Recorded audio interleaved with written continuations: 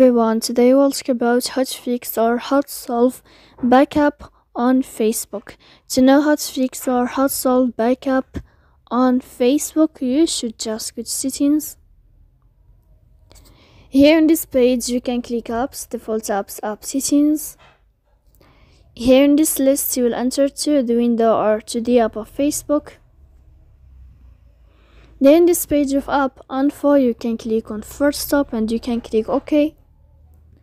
Here we'll enter to the window of storage. Then you can click clear cache. Don't click clear data because that can cause you errors in your app. In the end you can go to Play Store. You can search about Facebook, and if you will find here update in this blue sign, you can click to update your app. So please don't forget to support us, bell icon and subscribe. See you next time.